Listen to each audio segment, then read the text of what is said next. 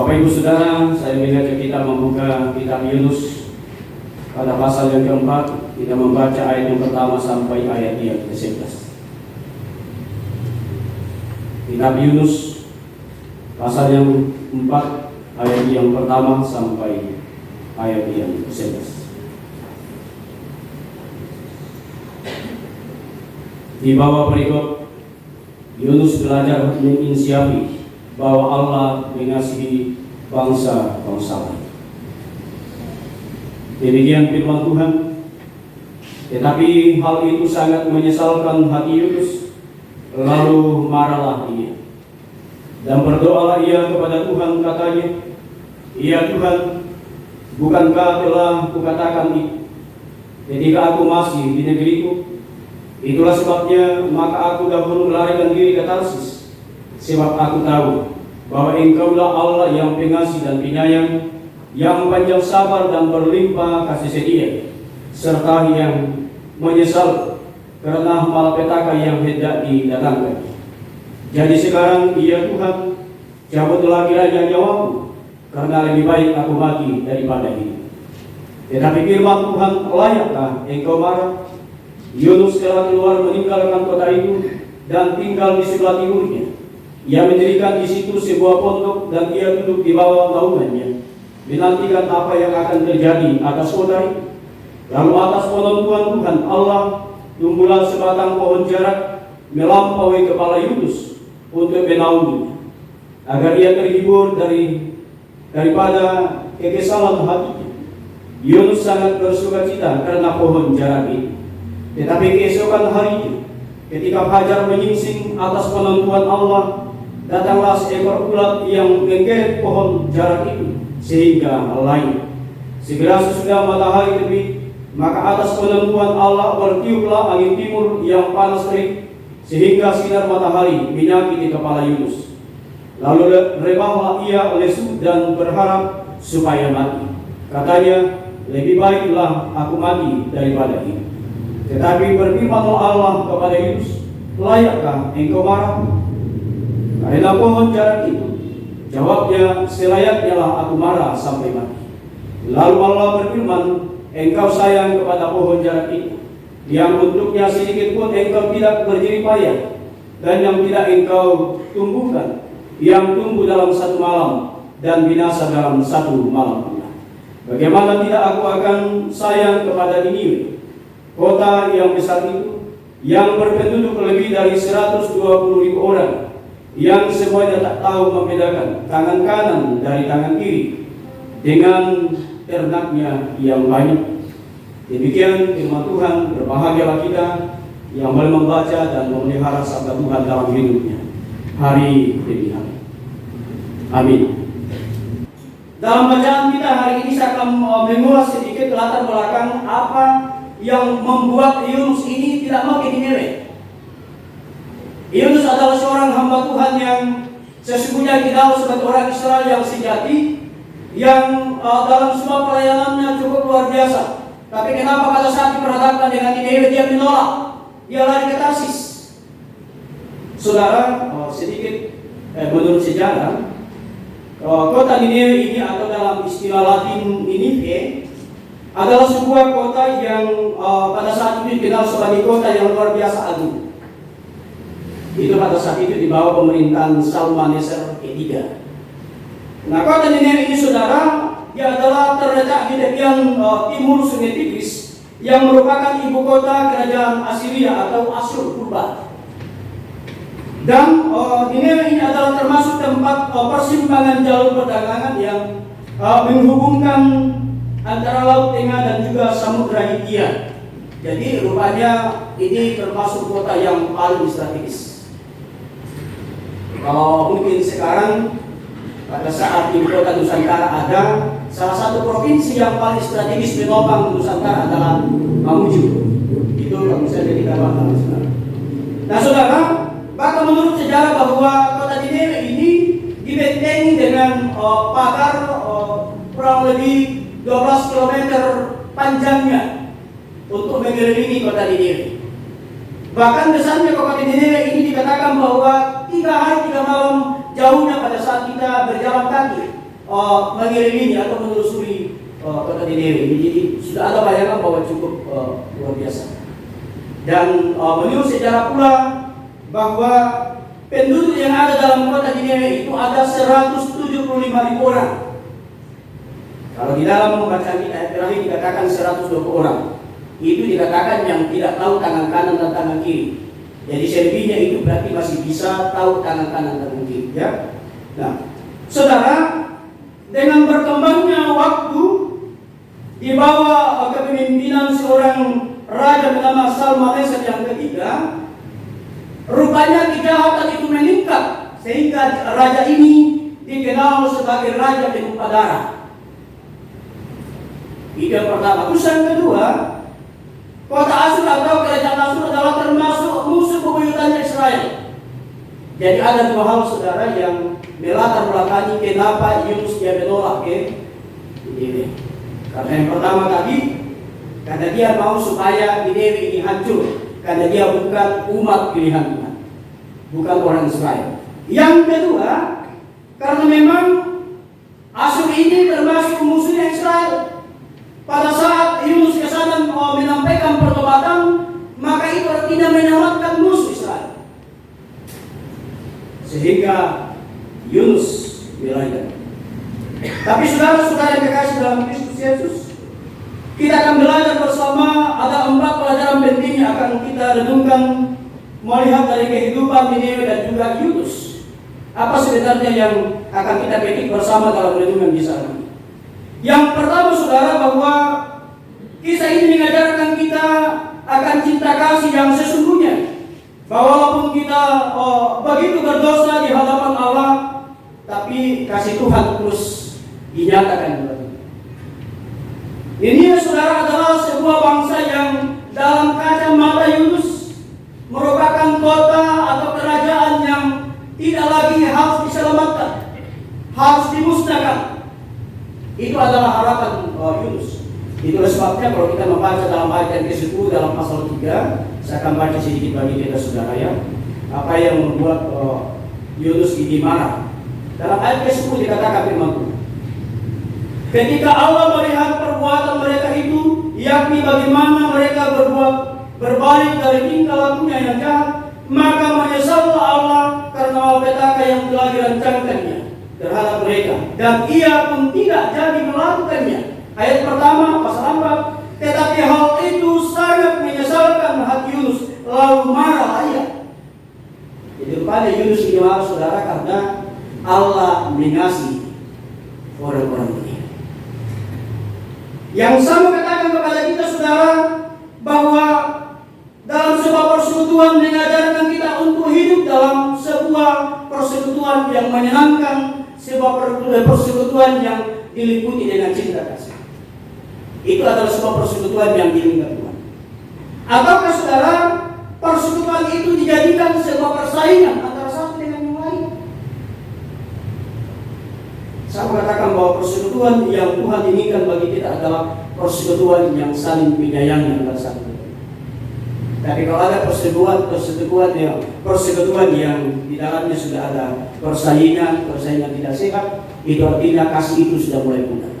Kita harus belajar dari cara Allah saudara, bahwa betapa berdosanya orang-orang ini, betapa kejahatan yang dilakukan orang-orang ini, tapi Allah menunjukkan kasih.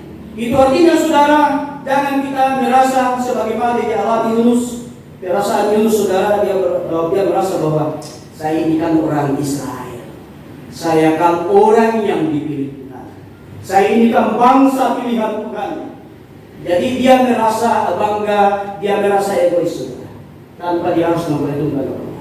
Pertanyaan penting bagi kita adalah, adakah kasih di tengah-tengah kehidupan kita dalam merangkul orang lain?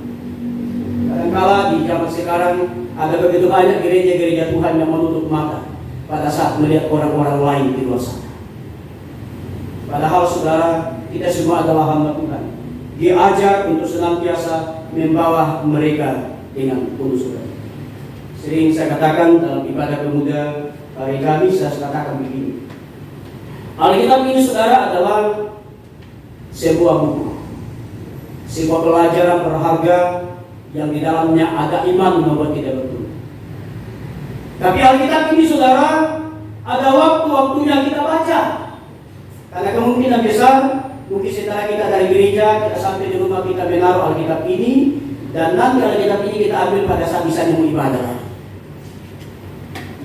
Tapi yang saya mau katakan, Alkitab yang sesungguhnya adalah kehidupan. Dan itulah yang maksud daripada Rasul Paulus, kita adalah surat-surat Kristus. Karena itu kita adalah Alkitab yang berjalan, maka pada saat kita bisa menanamkan cinta kasih saudara, dimanapun kita berada, maka orang-orang akan melihat keberadaan kita dan mereka akan dimenangkan. Dan itulah tujuan daripada Allah memenangkan orang-orang ini. Allah menyatakan kepada orang Israel bahwa jangan berbangga karena engkau umat Tuhanmu, tapi ingatlah ada bangsa-bangsa lain yang juga diciptakan oleh Tuhan. Hendaknya mereka juga harus dimenangkan, sehingga mereka juga hidup di dalam anugerah Tuhan. Itu poin yang pertama. Poin yang kedua adalah mengajarkan kita makna dari sebuah pelayanan. Allah memilih Yunus untuk menjadi pekabar Injil. Itu artinya saudara, bagi kita sebagai pelayan Tuhan, hendaknya dalam sebuah pelayanan itu lakukan secara totalitas. Jadi ada konsekuensi dari sebuah pelayanan itu. Kita belajar Yunus. Yunus orang hamba Tuhan. Yunus adalah seorang pelayan Tuhan. Pada saat dia panggil Tuhan, pada saat disuruh Tuhan dan dia menolak, ada konsekuensi. Makanya saya bisa katakan ada satu orang saudara, tapi tidak memujuk waktu saya pelayanan dulu. Ada satu majelis yang saya tidak sebut namanya. Dia mau mengundurkan diri. Dia bilang, Pak Pendeta, saya mau mengundurkan diri. Saya bilang, alasannya Bapak. Dia sampaikan ini dan itu. Saya katakan begini, apakah Bapak sudah makan? Sudah makan Pak Pendeta. Saya katakan begini saja. Pulang ke rumah dulu. Saya kasih waktu bergumul 1 minggu. Iya Pak Pendeta, dia pulang. Setelah dia bergumul 1 minggu, dia datang lagi. Pak Pendeta, saya sudah bergumul. Saya tetap berkomitmen untuk mengundurkan diri. Kan memang alasannya saya tidak terlalu terima, ya, karena masih bisa diatur. Setelah itu saya katakan lagi, bisakah mohon maaf, aku kasih lagi waktu 1 minggu bergumul lagi di rumah. Terlalu lama kan Pendeta, apa? 1 minggu lagi. Dia pulang lagi, dia bergumul lagi 1 minggu saudara. Setelah dia datang, dia lewati bergumul selama 2 minggu. Saya katakan begini, Bapak sudah berdoa? Saya sudah berdoa Pendeta, tapi kayak agak ragu, gak kurasa. Saya bilang kalau begitu saya kasih waktu lagi 1 minggu, dan saya harap Bapak datang, Bapak sudah tidak ragu lagi. Dia pergi lagi saudara, dia jalani 1 minggu lagi dia bergumul. Setelah dia datang, ada yang dikatakan, Pak Pendeta, tidak jadi, tidak mengundurkan diri. Saya bilang, kenapa bisa? Semakin saya bergumul Pendeta, saya semakin takut. Takut kenapa? Saya takut lari dari pelayanan. Saya katakan berarti Bapak belajar dari Yesus. Karena itu saudara, pelayanan apapun yang Tuhan percayakan bagi kita hendaknya itu dilakukan secara totalitas. Ada begitu banyak orang dalam sebuah pelayanan yang penting jangan.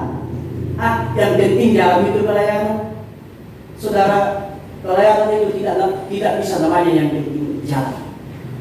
Kalau kita katakan pelayanan yang penting jalan, saya juga mengatakan begini, makan itu yang penting makan. Apakah kita mau?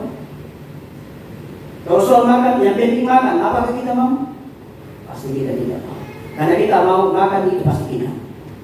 Karena itu saudara, sebagaimana yang diajarkan dilakukan oleh Yunus, ini adalah sebuah pembelajaran berharga bagi kita, bahwa hendaknya dalam sebuah pelayanan itu jangan pernah menolak. Itulah sebabnya 2 kali dikatakan dalam firman Tuhan, layak engkau marah.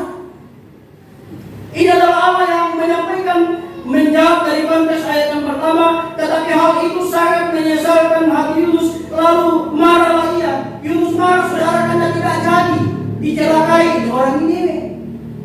Sehingga Allah berkata, layak engkau marah. Apa alasan marah? Ini kan kekuasaan saya untuk menyelamatkan orang yang berdosa, tapi kenapa engkau yang marah? Itu artinya saudara bahwa dalam sebuah pelayanan apapun itu hendaknya kita melayani Tuhan secara totalitas. Ada konsekuensi yang tentu kita akan tanggung dalam sebuah pelayanan itu sendiri. Ini bukan hanya berbicara soal pendeta atau soal majelis, tapi ini berbicara kepada kita sebagai umat Tuhan, karena kita semua adalah hamba Allah yang telah diberikan tanggung jawab oleh Tuhan dalam melakukan yang terbaik semasa Tuhan memperkenankan kita hidup di tengah-tengah dunia ini. Yang ketiga, saudara, bahwa renungan ini mengajarkan kita, bahkan mengingatkan kita bahwa betapa pentingnya sebuah pertobatan yang sungguh-sungguh tanpa harus menunda. Salah satu pelajaran penting bagi kita, saudara, yang dialami oleh kehidupan orang Niniwe. Pada saat Raja Shalmaneser meninggal, saudara, yang ketiga, maka muncullah raja yang berikutnya, yaitu Raja Yerobeam. Raja Yerobeam inilah, saudara, yang pada saat Yunus pada saat mendengarkan pertobatan itu, dikatakan dalam firman Tuhan bahwa raja turun dari singgasananya dan dia melakukan perkawinan secara massal. Jadi ada 120.000 orang yang tidak bisa membedakan tangan kiri dan tangan kanan itu. Mereka adalah orang-orang berdosa, mereka adalah pembunuh, mereka adalah orang-orang jahat ini yang melakukan pertobatan secara massal. Yang dikatakan dalam firman Tuhan sampai ternaknya tidak boleh makan dan tidak boleh minum. Saudara, saya mengatakan kepada kita bahwa Tuhan itu bertugas. Seberapa berat dosa yang kita alami, sejahat-jahatnya kita, saudara, kalau kita datang berserah kepada Tuhan, pengampunan itu selalu ada. Hanya saja pertanyaan pentingnya adalah, maukah kita bertobat secara sungguh? Karena pertobatan sungguh dilakukan ini, saudara. Pada saat kota ini melakukan pertobatan, maka kelanjutan daripada sejarah Niniwe, mereka adalah umat-umat Tuhan yang mengasihi Allah.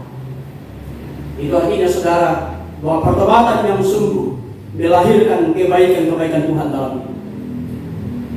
Tidak pernah diceritakan Alkitab bahwa setelah Niniwe bertobat, dia ulang lagi. Tapi dikatakan Niniwe bertobat setelah itu selesai. Tapi umat Tuhan di zaman sekarang, saudara, begitu gampangnya.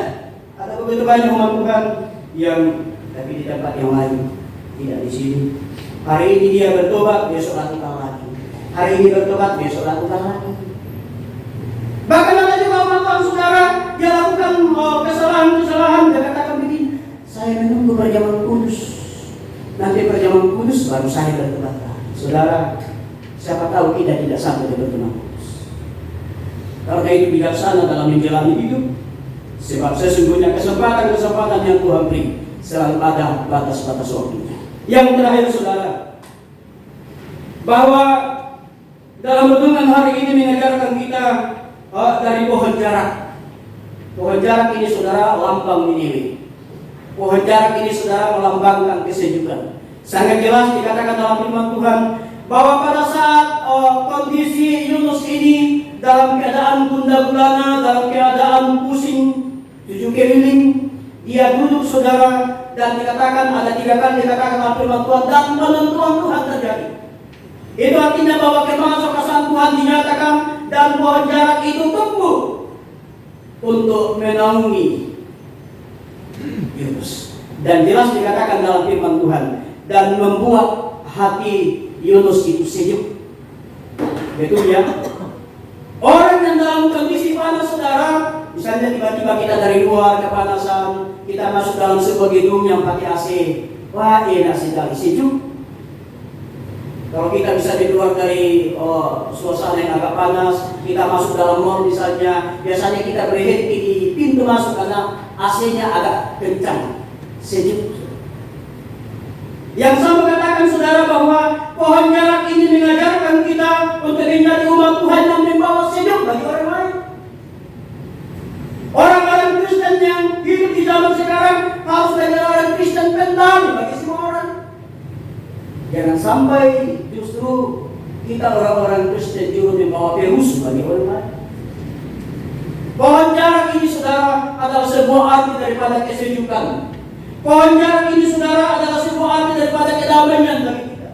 Itulah sebabnya persekutuan itu harus diliputi dengan kesejukan. Sering saya katakan dalam persekutuan bahkan di PPK, apa gunanya sebuah persekutuan itu kalau di dalamnya selalu ada kebencian. Saudara, hal yang dialami Yunus ini penuh dengan kebencian. Dia membenci kita sendiri. Dia membenci orang-orang di Nineve, saudara, dan membuat Yunus ini tidak lagi memikirkan dirinya sebagai hamba Tuhan, tapi dia melarikan diri. Dan apa yang terjadi, saudara? Yunus berada di hotel di bawah dasar laut selama 3 hari 3 malam. Saya katakan hotel, saudara, karena itulah hotel dasar laut yang paling indah. Lewat 3 hari 3 malam di dalam perut ikan, memproses Yunus semakin hari semakin dewasa dan semakin tahu bahwa inilah proses Tuhan buat dirinya. Karena itu, saudara, dalam menjalani kehidupan kita ada suka duka, ada tantangan-tantangan yang kita alami di tengah-tengah dunia. Jangan pernah begitu. Sebab itu adalah sebuah proses. Kita dalam 1 minggu ini, saudara, dalam jangka 5 hari, saudara, ada 5 orang anggota kita atau anggota GKSP yang dipanggil kita. Anggota GKSP yang ada dari kampung dan juga 1 jemaat kita, yaitu Bapak Benar Silas. Dan juga ada juga 1 anak bayi yang sudah berangkat ke Mamasa, keluarga dari GKSP dan keluarga kita. Saya mengatakan, saudara, bahwa duka yang Tuhan izinkan itulah proses ujian iman bagi kita. Iman akan teruji, saudara, pada saat tantangan-tantangan itu kita hadapi bersama-sama. Persekutuan ini teruji, saudara, pada saat persekutuan ini bisa melewati tantangan ini. Saya tidak bisa bayangkan, saudara, jemaat ini bisa maju kalau misalnya jemaat ini aman-aman saja. Kalau kehidupan umat Tuhan aman-aman saja, kita tidak tahu iman kita ada begitu. Tapi pada saat ada tantangan datang, silih berganti menapa kehidupan kita, maka itu akan memproses kita semakin tahu bahwa iman yang kumiliki adalah iman yang kokoh, yang mampu mengalahkan setiap tantangan kehidupan. Dan demikianlah juga pohon jarak ini mengajarkan, mengingatkan kita bahwa pohon jarak ini adalah lambang kesejukan bagi kita semua. Marilah kita terus menjadi orang yang pembawa kasih, saudara. Marilah kita terus menyampaikan firman Tuhan dimanapun kita berada. Sebagaimana saya katakan dalam poin pertama tadi, bahwa kita adalah sebab Kristus, kita adalah Alkitab yang terbuka. Dimanapun kita berada, Tuhan akan melihat keberadaan kita bersama. Tanpa kita memanggil, datang di sini. Orang sudah datang di sini, saudara. Kata apa? Cara kita. Karena itu, biarlah firman Tuhan ini yang kita akan renungkan akan terus mengingatkan kita dan terus memberi pemahaman bagi kita bahwa hidup di dalam kasih adalah sebuah hal yang wajib bagi kehidupan orang Kristen, sebagaimana Tuhan menyatakan bagi kita sekali. Tuhan menolong, memberkati kita lewat firman-Nya. Mari kita berdoa. Terima kasih Tuhan Allah, firman-Mu kami boleh dengar bersama. Biarlah Roh Kudus Tuhan memampukan kami dalam memahami firman-Mu, sehingga kami terus mengingat akan perjalanan cerita Yunus yang selalu kami ingat bahwa kami umat-Mu harus memiliki kasih yang sempurna, yang juga di dalamnya ada kesejukan-kesejukan yang terus kami pancarkan kepada semua orang.